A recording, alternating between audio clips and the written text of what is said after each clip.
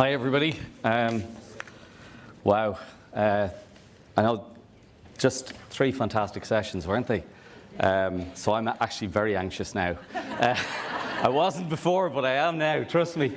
It was funny, I heard a quote which basically said that if you're the most intelligent person in the room, you're probably in the wrong room. And I think I'm so comfortable being in this room right now because I'm actually in awe of the people who just spoke and the insight they have and how brilliantly they put it across.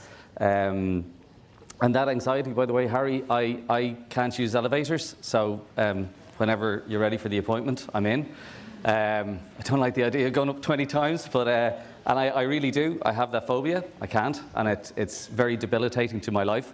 And I used to be a really bad flyer, but I've managed to pass that on to my wife and children.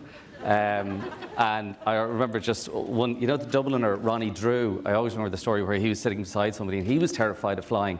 And the person beside him said, "Ronnie, it's like this. If your time's up, your time's up." And Ronnie Drew turned around and said, yeah, but what if the pilot's time is up? And to me, that is so on the button, you know, that's the way I think and feel about things.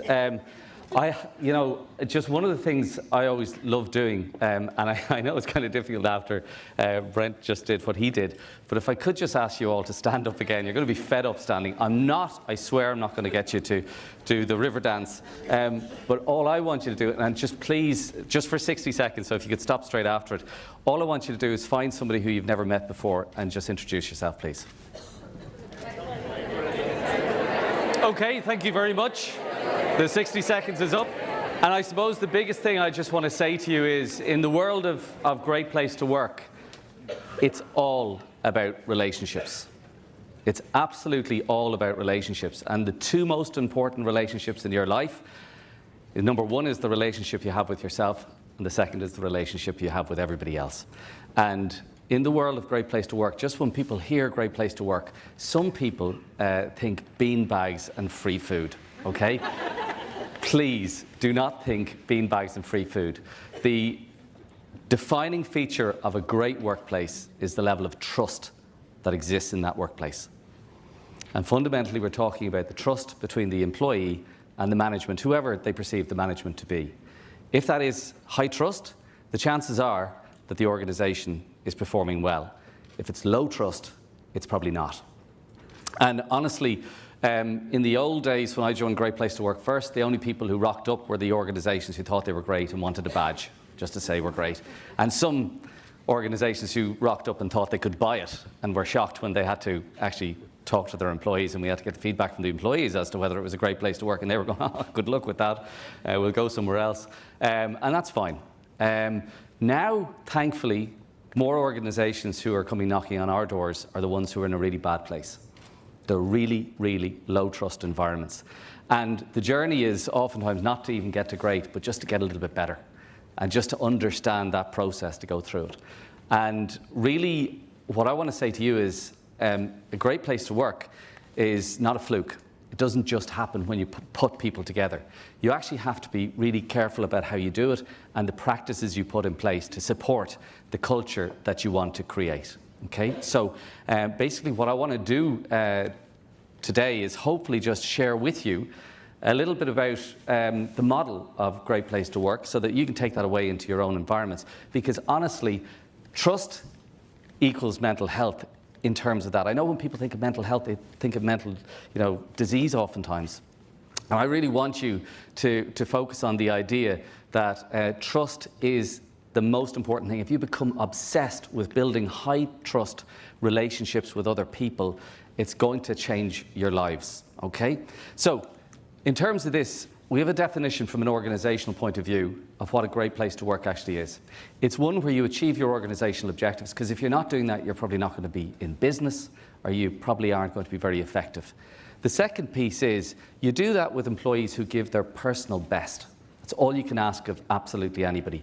And you do that with people who work together as a team. And the world of work has changed. So this idea of being just one person not affecting other people is pretty outdated. We're in a world of interdependencies. We're all affecting each other in what we do.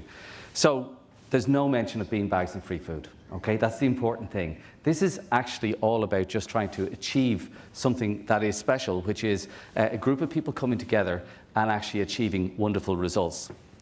So from studying organizations over the past 37 years, because the organization, it's not, just Great Place to Work Ireland, it's a global organization, 58 countries in the States publish the list of the best workplaces. And that publishing of a list, we do it in the Irish Times in Ireland once a year. It's not to blow trumpets, it's really just to try and inspire people to go on this journey, to sort of say that every organization in Ireland can be a great place to work and should be a great place to work. Because honestly, one of the things that gets me is you guys are probably all too old to remember Glen Rowe on a Sunday night, right? And when that music came on and you remembered that you didn't have your homework done, right? And that anxiety started to kick in, okay? And the truth of it is there's an awful lot of people across Ireland, and on Sunday night about 6 or 7 o'clock, this ball hits their stomach. And they're really nearly getting sick about the idea of going to work on a Monday morning, because they're going into an environment that is a nightmare for them, okay? And the one thing I say to you is, please, anybody who has kids or the like, will you please just do me a favor and get those kids to understand what their personalities are like, okay? And try to understand what environments and cultures do they thrive in. Because what we find is, we talk about different cultures and different organizations, not necessarily good and bad, just different. But it's really important that people match up their personalities with the right culture in the company they're going into. Because what we find is there's people who are miserable in workplaces because they're in the wrong place, the wrong culture, the wrong job with the wrong leaders, and their life is a misery. And we find those people, and sometimes they leave the organization if they're confident enough to do that. Lots of them aren't confident enough to leave, and they stay and they make everybody's life a misery. But we meet them then 6 months later in another organization and they're a star because they've found the right culture where they can actually thrive. Survive, number one, but thrive, number two. And that's the key to this. So please get people to understand themselves, really, really deeply understand themselves and understand the environment that's going to suit them and work well for them. So just in terms of the practices, so I said this isn't a fluke, it's not about bringing people together and it suddenly happens. This is about these practices. So practices mean trying to bring a level of consistency to what you do. So let's say the first area there, achieving your organizational objectives. The 3 practice areas I'd like you to focus on are inspiring, speaking, and listening. So you think about mental health, right? The inspiring piece is inspiring people to the vision, the mission, the values, the goals, but importantly, really getting them to understand that what they do is really important. This isn't just turning up to, get paid. That everybody, and the story is told about the person with one form of leadership, the cleaner in the Mater Hospital is a cleaner. That's all they are, a cleaner. With another form of inspired leadership, they see that their job is just as important as a surgeon and that they save lives just like a surgeon does. Because if they clean the floor well, people won't get C. diff or MRSA and die. And trying to turn people and understand where what they do, which might seem mundane, is really important. And that sense of meaning in work is critical. Absolutely critical. I know anybody who's been to South Africa and seen Nelson Mandela, where he was in jail for so many years, will learn from the guards. What they used to do is bring him out along with others and get them to work in the salt mine to try and, because the sun hit the salt and damaged their eyes, made them go blind. But the other thing they got them to do was lift stones from one side of the yard to the other. And then the next day, they'd get them to bring them back. Because what they knew is the power of meaningless work and the fact that it erodes us as people. So you turn that around and you give people a sense of meaning in what they do, and you turn something fantastic on within them. And we believe the word talent is really important, because if you twiddle those letters around, it's latent. And with everybody, there's latent talents. And it's trying to get an environment where you can just let all those talents out and really flourish. So trying to inspire people is really important. And this isn't a one-hit wonder. It's not about bringing people together and rah. It's every single day that somebody's actually trying to refocus you and get you to go, what you're doing is important. And that's great, by the way. And that leads us on to the second piece, which is about speaking. So cascading information from the top to the bottom of the organization. So you're hitting people with meaningful messages in the meaningful way at the right time, in the right language. And 9 times out of 10, when we assess organizations, it comes back that the communications simply aren't working in the organization. So think about the isolation when you feel left out of the loop. You're the last to know. Does that affect your mental health? Absolutely. right? Whereas if you get real good systems that work, that is fantastic. We're seeing one retro practice in a couple of organizations where the tea trolley's back. But it's the CEO going around with the tea trolley once a month, walking through the humble leader, serving people tea and coffee. But that's an opportunity for them to engage with people and have a chat with people. But they know it's going to happen every single month. And that sort of level of getting down and dirty with people, away from your closed office, and really engaging with people is, we see it, one of the traits of leadership of today. It's that sense of vulnerability and actually putting yourself out there with a level of authenticity. Then we talk about listening. So, you know, if I see something wrong, I have a voice in the organization. So I actually have a practice where I know I can put my views forward. And that's important that I can express it, because if I keep it up inside and get frustrated because nobody's listening, that's a real frustration to me. We also talk about having a practice system whereby you can get the best ideas from people, and you have to put this forward. You have to have these in place. They're not going to come with great ideas themselves. You have to drive this. And then whistleblowing. If you see something wrong, can you actually believe that if you bring it forward, you'll be protected and the issue will be dealt with? So to achieve your organizational objectives, you have to inspire people to the vision, the mission, the values, the goals of the organization. You have to update them as to where you're going and how you're doing against them, and you have to listen to them so that you can adapt and grow and develop and evolve as an organization and really fit purpose, design of the organization with what you're trying to actually achieve. The second piece is about people giving their personal best. What's really going to matter here? Thanking, caring, and developing. So thanking is building a sense of appreciation across the board in the organization for what people do. And just one practice I like is, in one organization, what they actually do is when people get promoted, they're given an award, but it's not for them. It's for them to give to the person who made the biggest impact and getting them into a position to be promoted. So it's shining a light on people who are supporting other people's development in the organization. I think that's a beautiful example of what thanking is all about. And thanking isn't top down, it's everybody. Everybody trying to appreciate what other people are doing to make other people's lives great, to deliver great work and the like, and saying it, okay? In Ireland, when our research comes back, we find that the piece that we're really missing is on inclusion. So you tell people, I value people, but then you make a decision and you don't include them in the decision and it affects them. That makes them really sort of get a sense of, listen, you don't really care about me at all, because you don't want to include me in the decision. You don't value my opinion. So please do that.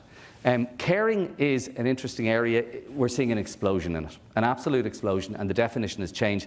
And I want to bring you something at the end just to talk about that. But probably the one thing I'd like to say is 10 years ago, it was the exceptional organisation that were involved in kind of this whole area of caring. Now it's the exceptional organisation, who isn't, but we still believe that it's the exceptional organisation that's actually getting it right. Most organisations are very initiative-based, and they're certainly not strategic. And it's a big, big danger we see in organisations, and I hope you don't mind me saying, sometimes organisations roll in the speaker, and the speaker talks brilliantly about something they've been through, and they surface issues for people, and then that's it. The speaker's gone, and so is any level of support for people to deal with those issues. And it was interesting, Harry, I don't know if you know this, but you spoke at the Institute of Directors. And at your Q&A, I was talking to people and they actually said, you know, the interesting thing is everybody thought people were going to bring up issues about their organisations. But they weren't the questions that were asked. Everybody was asking you personal questions about themselves. And that's what happens. When you open this, everybody's connected to it because we're all going through it. And that's really important. So I'll talk a little bit more about that. The other area is about developing. So, you know, we need to grow and learn and develop and adapt. So where this starts is with performance appraisal. Thankfully, performance appraisal, everybody hated it, right? So this annual review, sort of bell curve, forced distribution, rubbish, thankfully is nearly gone.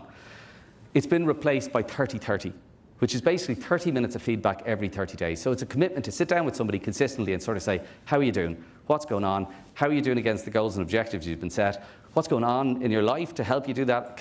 And it's a real conversation, and it happens all the time. I know social media companies do one little quirk on that, which is they realise that if I'm giving you a bit of sort of feedback that's not fantastic, you're going to miss out on all the good stuff I'm saying. So what they do is they go back to their computer and they just take a quick 60-second video of what they've just said to you, a summary of it, so that you can actually listen to that when you're a bit more open to hear the good stuff. because you'll have tuned out to that. But that constant feedback piece is really, really important. And this goes into career mapping, career planning, all the way into training and development in its broadest sense. And development it's swapping jobs. And that's important, getting people out of the job they're in, even though they're really comfortable with it, and popping them around the organization, because you want to build in plasticity within your workforce, because we don't know what jobs are going to be required tomorrow. We see organizations, and I suppose it's kind of in this next area here, that working together as a team, what we talk about is hiring, celebrating and sharing. And the hiring piece is changing. Organizations are moving away from looking for specific skill sets to actually now trying to just get smart people who are truly adaptable. That's a real skill that they want to bring into their organizations, because they don't know what tomorrow is going to bring. And they don't want to have to ship out a whole load of people and bring in a whole load of new people. They want to make sure that they've got a fit for purpose organization with people in it who can adapt and grow and develop. And that's really, really important. Celebrating is really thanking, but on a team level. It's not a big party. It's about getting together with a cup of coffee and saying, you did great this week, you did that, you did that, and just recognizing what's going on in people's lives. And sharing. Sharing is obviously this idea that, do I get paid fairly for what I do? And that's really important. But also then corporate social responsibility. Who is our community as an organization? Who else do we support? I know A&L Goodbody have a nice practice in this area where they are down on the docks, and behind them is Sheriff Street, one of the most deprived areas in Dublin. And they bring in the kids from Sheriff Street, and they teach them how to read and write. And these are the best solicitors in Dublin, teaching people how to read and write. And it's just trying to break that cycle. And that's great, because all these charities tell us what we hate is when they arrive on the coach, they get off the coach, they paint the picket fence, get the nice photo, back on the bus, and they're gone. Charity feels used. They say, please don't do that. Please think long and hard about where there's a fit, and then enter into a 3-year partnership with the organisation. So that's what they're asking us to do. These are the 9 practice areas that create a high trust environment for people, and it's about doing these with consistency. And what you hopefully will actually achieve then is the employee view of what a great place to work actually is. And it is one where you trust the people you work for. It's a relationship of trust that'll make you obviously mentally strong. And you have a great sense of pride, that's where the energy comes from, in what you do and the work you're delivering, and you enjoy the people that you work with. So that's the definition we use here. In terms of trying to measure this, the employee relationship with the leaders of the organization, the managers, they look at them and they say, are they credible? Do they respect me? And do they treat me fairly? So, have they got that level of credibility? Do they have a vision? Do they make themselves accessible? Can I ask them any question and get a straight answer? Do they deliver on their promises? Their actions match their words? All of those things matter to build trust. Also respect. Do they give me the tools to be successful? Do they give me the training, the development, the environment? Is it a psychologically and emotionally healthy place to be? And the flexibility to pull off this impossible task. Work-life balance is gone. Forget about it. It's work-life blending. We're doing it all together at the same time. And then we talk about fairness. People paid fairly for what they do, promotions going to those who best deserve them, free from favouritism, free from politicking and backstabbing, and free from discrimination regardless of my sexuality, my gender, the like. We talk about pride, 3 levels: in the job I do, in the team I'm with, and in the organisation I represent. And then that environment of camaraderie. Am I really enjoying the people who I'm with? Can I be myself in this environment? And this is basically what we measure. That is a great place to work. And we have the organizations, and it's quite fascinating. Let's say the scores we come back with: credibility is awful, respect is terrible, fairness is dreadful, pride is through the floor, and camaraderie is quite high. And the CEO goes, well, at least camaraderie is good. And you're going, stop right there. They love each other, but they hate you. So it's just really important that they understand that. The other piece is where they turn around and they say, actually, do you know something? Things are really bad here. Morale is awful. It's just dreadful. So we've decided we're going to have a barbecue. And you're going, so brilliant. So they hate you, so you're bringing them together with fire and alcohol. Great stuff. So please, of all of these areas, if I was to say one place, please start in fairness. Because honestly, if you're not being fair to me, the rest really doesn't matter. I need to baseline believe that you're being fair in how you treat me and the environment you create for me. Okay, so that is the world of Great Place to Work. All I'd say is I'd love to inspire you. Just use that model. I'm not doing a pitch here. Use the model, put those practices in place, and try and create this workplace, because people are giving you part of their lives. They're selling you part of their lives. So please, do the right thing and provide an environment where they can actually flourish. And work can be the best part of their day. And that's really important. So.